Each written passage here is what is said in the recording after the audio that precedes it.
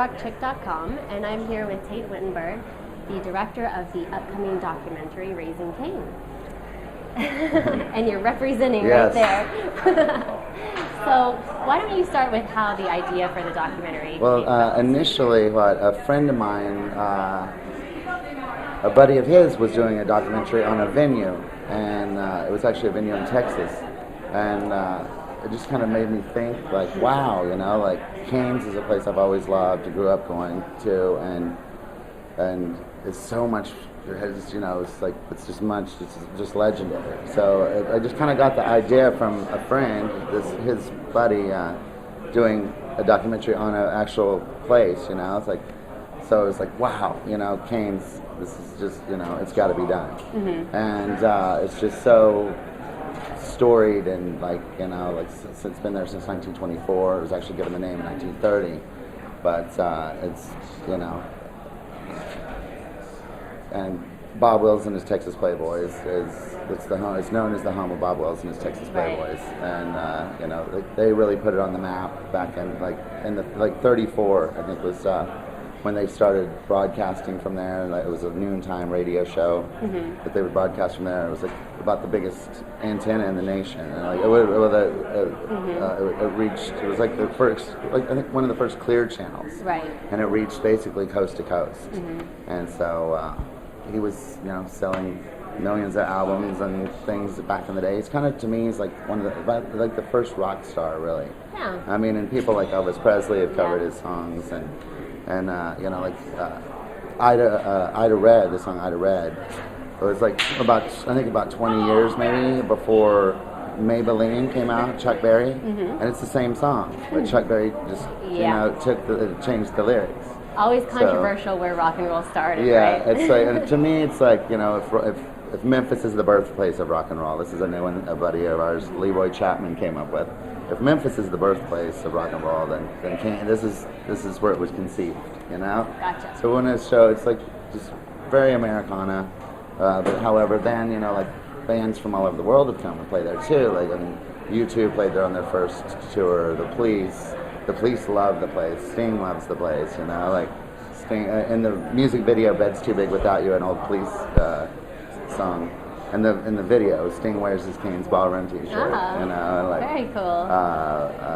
And the Sex Pistols played there. The next to last show on the 7-day tour was Sid Vicious, and it's the only venue that's still a working venue from that tour. Wow. And so then it kind of.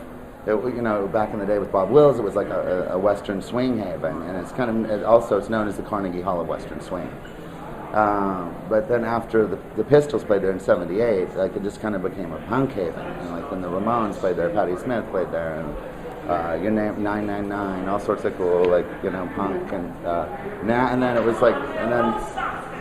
You know, I mean, also, like, I mean, it's a favorite of people like Beck, Bob Dylan, Willie Nelson. You know, everyone loves this place. It's just, there's a magical spirit there for sure, and that's what we really hope to capture with the film. So why don't you tell me about your first time that you went there? You know, let's see. I'm trying to think of who actually the first. Well, one of the first shows that really blew my mind was like The Call. They were one of my favorite bands in the '80s. Great rock and roll.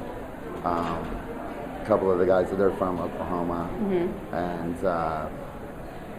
so The Call was probably the first show there that just really, you know, like it was like, wow, you know, just really blew my mind, and just fell in love with the place and their music too. But just seeing, you know, just everyone there, like Ministry was an incredible show there. Like, oh wow, they had that cool, like just for that particular show, they had like a fence that they put up from the ceiling to the stage. Everyone was like running up the fence and doing like backflips off of the thing, and like Al Jurgensen's all singing, and like catches it, like he got hit with a like long neck beer bottle, starts bleeding, and it's just still powering through. You know, it's like. Yeah.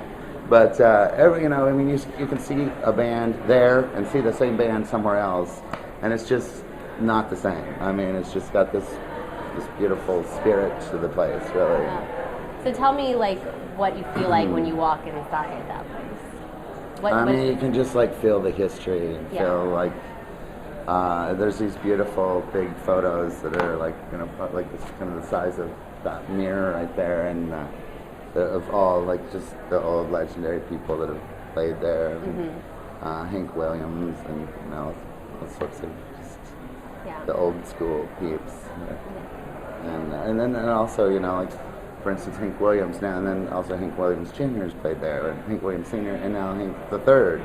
So it's like I want to try to get some in the film. I would like to be able to do, you know, do a little generational type thing as well. And there's so many, everyone has stories, and that, you know, have gone there, and also like, you know, I mean, and then so many people like generational type things, like, oh, my grandparents used to come here and dance to Bob Wills, or, you know, or my parents, you know, like got married like here, or whatever, met here, you know, like whatever. There's so many things like that too. It's just like, I don't know, so there's just something so special about the place, and hopefully that's what we wanted to come across. Great. So why don't you talk a little bit about what's going on with the film right now? We, let's see, what should I say about that? Should I right now, or should I say can I say that I've been working on it for about? Yeah, go for that. So we've been working on the film for about 2.5 years now, and basically have put all of our own money in it and things like that. Now we finally have some people on board to help raise some funds. So we're here at South by Southwest, just trying to spread the word, get some buzz going about the film, as well as you know, also raising funds and awareness that is happening, and with hopes of being here actually next year with the complete film. Great. And it's definitely got to be premiered in Tulsa, I think. You know, the first showing, but I would love to like have it at South by. I think it's a great place for it. A lot of people here are Bob Wills fans. He was from not too far from here. And just, you know, a lot of people in Texas are familiar with Cain's as well. Yes. So what else? And then there's a concert that's happening in the fall. As part of the film. Since Cain's was built in 1924, but was given the name in 1930. So as part of the film, we're going to be staging and filming an all-star jam concert. We're going to kind of weave that throughout the documentary, and it's going to be celebrating like 80 years of Cain's, the music of Bob Wills, and the Tulsa sound. So can you share who would be part of that potentially? Well, I've got Jamie Oldacre he came on board recently, and he's going to be putting that house band together.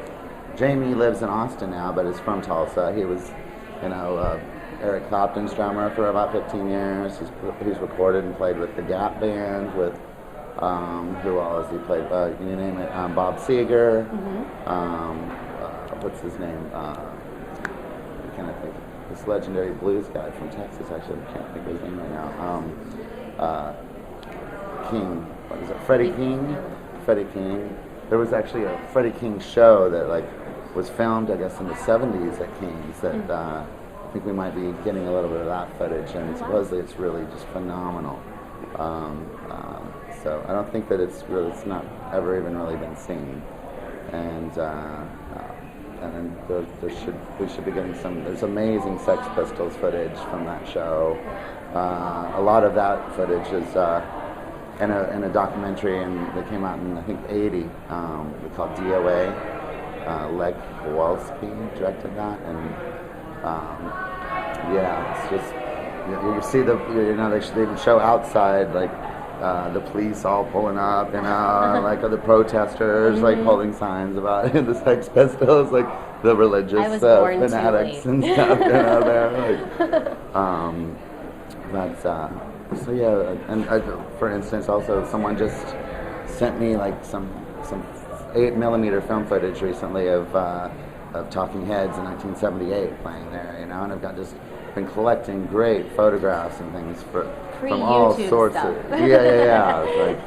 of just great photographs and things, and everyone feels really like a community project. I mean, everyone back there is really jazzed about it, and is just happy to share what they have to help it Great. You know, be as good as it can be, really. And I think it stands to be something very historical and entertaining. And I'm lucky enough to have a good old friend of mine, Phil Parmet, as the director of photography.